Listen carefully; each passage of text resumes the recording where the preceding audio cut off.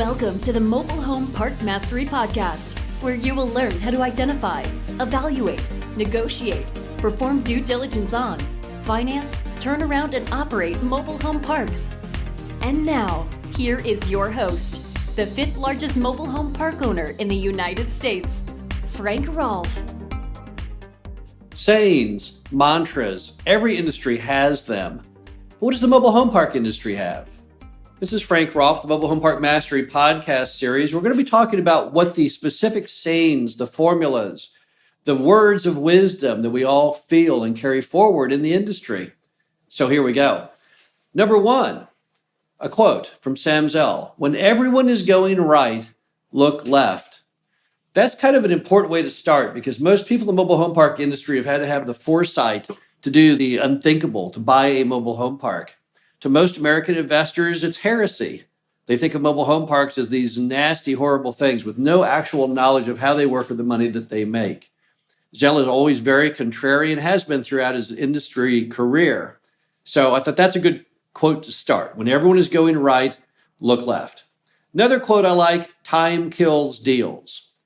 What that means is there's always a sense of urgency in everything you do. If you're looking at buying a mobile home park, every second you don't put it under contract, somebody else might. Every moment that you delay in signing a customer up to buy a mobile home, they may find one they like better at a different mobile home park. So I have a little sign in my office which says time kills deals, and I've seen that same sign in other people's offices. So I think that's another good quote or mantra for the industry.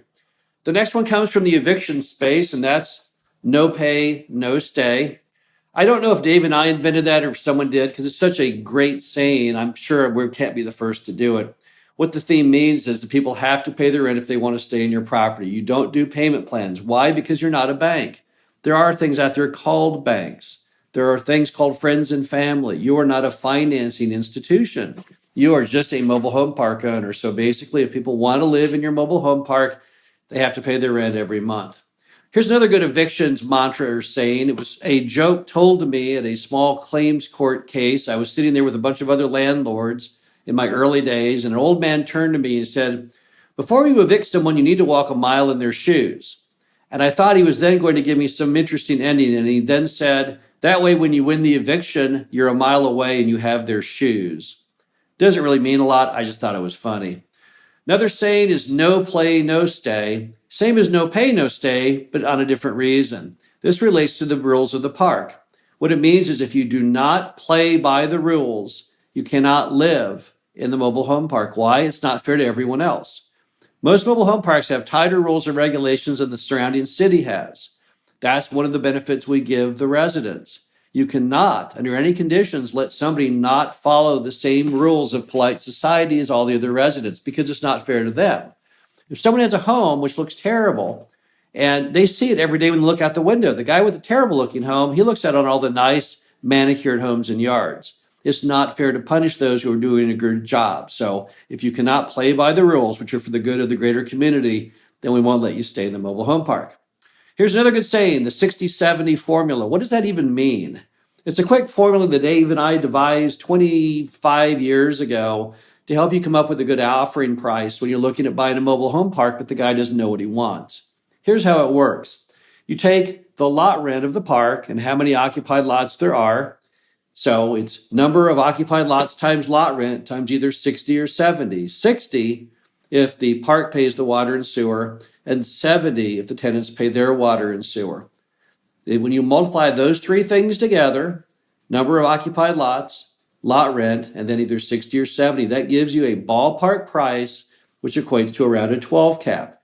Now, why is it important to have a 12 cap?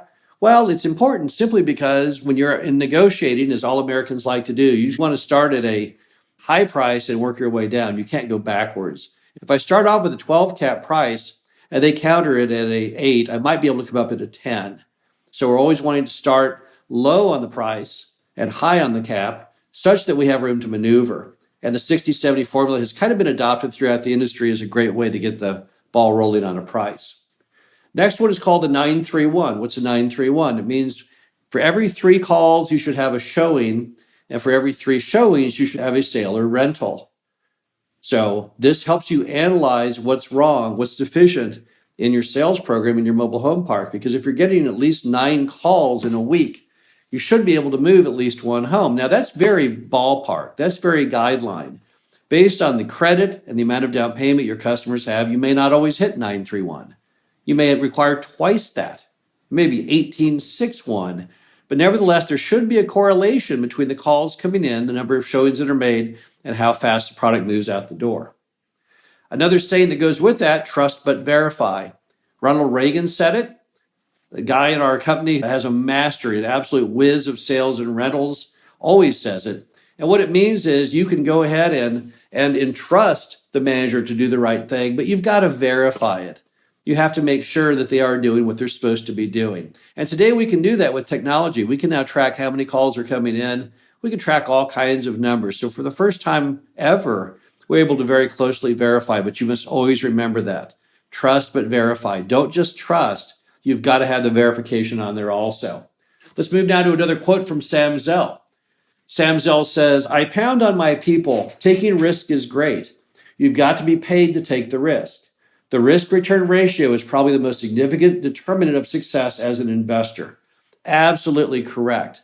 If you read on Sam Zell's book, Am I Being Too Subtle?, he talks about the fact you should always buy something that has high reward and low risk, and you should never buy anything that has high risk and low reward. So you have to have a very healthy risk reward, or you shouldn't buy that mobile home park. Another saying in the industry I like is it's easier to change people than to change people. What does that mean? It means in our industry, you don't really have the luxury. We don't have that large an employee pool. We can go ahead and counterbalance someone who's not doing a good job with somebody else. Typically, most parks have only one manager. As a result, with just that one player, you cannot afford to have a weak player. It could literally cost you your business, cost you your mobile home park. So what that saying means is it's easier to change people, which means to find a replacement person, than it is to change people, which means to change their behavior. You certainly don't have the time, even if you wanted to do that. IBM and big corporations can perhaps have intense training programs and a lot of patience and a lot of time to fix things like that. But in our industry, you typically do not have that luxury. Another saying I think is very good is problems are only opportunities in work clothes. That was a quote from Kaiser, the steel magnate. Oftentimes with mobile home parks, we're buying properties that are in trouble. They have problems, but that's where the opportunity lies. When you bring an old mobile home park back to life, you create an incredible amount of value. So you should actually embrace and cherish those problems, because the problems are what translate into big dollars in your pocketbook. So I think that's always another good saying. Here's another good one from Sam Zell. Anytime you don't sell, you buy. So if we had chosen not to sell equity office for $39 billion, we would be buying equity office for $39 billion. And he's referring there to the huge sale he made right before the 2007 crash, when he sold off a huge amount of his office buildings. But the same is true in any asset, and particularly in mobile home parks. If you have a mobile home park and you think that park is worth $900,000 and someone offers you $1.2 million, if you don't take that $1.2 million, you essentially bought that mobile home park back. And that's probably not an intelligent maneuver. So anytime someone gives you an offer for any mobile home park that is higher than what you would pay for it, even if it happens 2 days after you bought it, you should probably take it. That makes the most sensible approach. In fact, Warren Buffett wrote an entire letter to his shareholders a few years ago on that very premise, that anytime you don't sell an asset, you just bought it back at the same price. You need to look very careful at any offering you have. This is my final item, and it's kind of lengthy, but I have it hanging on the wall of my office. I've always treasured this thing. I found this at an estate sale years ago. I like to go to a lot of estate sales and antique stores. I always try to learn from the past. And I've always been fascinated with the Great Depression. And obviously right now in the troubled times we live in, that's probably a good thing to focus on. This is something that was sent around by a company called Hubbard and Company. They no longer exist.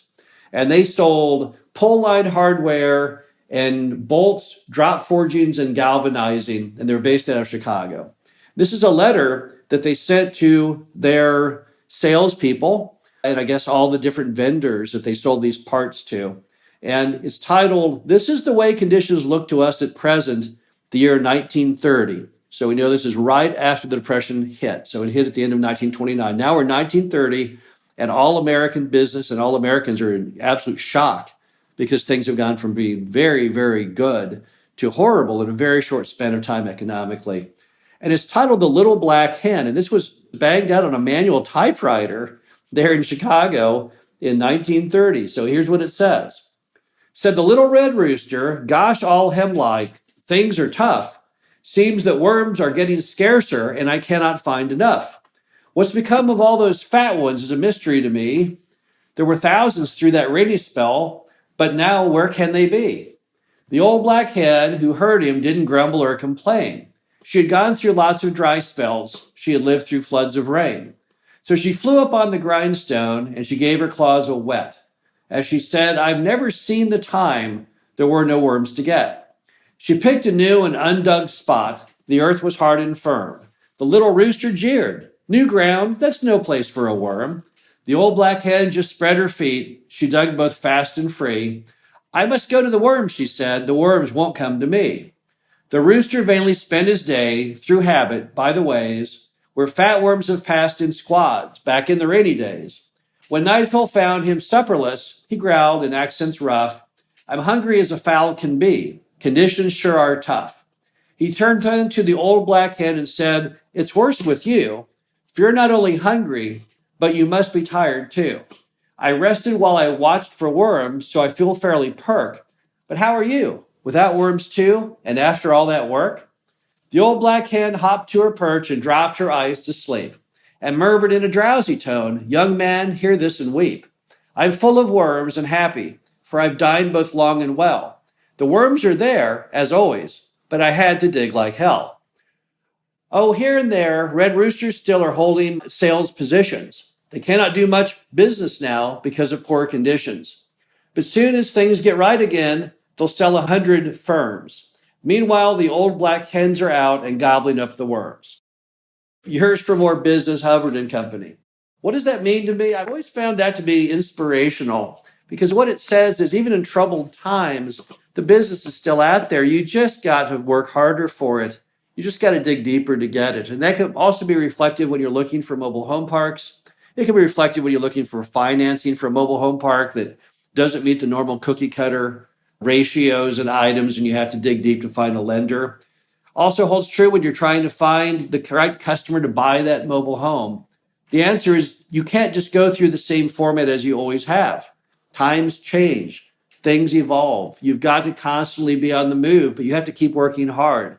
Don't never give yourself the feeling that you can give in to failure because failure is just not an option if you want to be successful. They're polar opposites. So I've always found this letter to be inspirational because here's somebody in 1930 at the darkest moments in the Depression telling the sales force, guys, you can do this. Just get out there, work harder. You're going to find the worms. Don't just give up. And particularly in times like these, I find that very inspirational. That's why it has a very special spot in my office. Again, these are some sayings, some mantras, things that give us peace, things that mean something to people who own and operate mobile home parks, but also rely on other items that aren't even mobile home park related. But the bottom line is these kinds of sayings, these kind of formulas that give us all peace of mind, that help us transfer wisdom from the past to the new age. So hopefully you enjoyed this, and I'll talk to you again next week.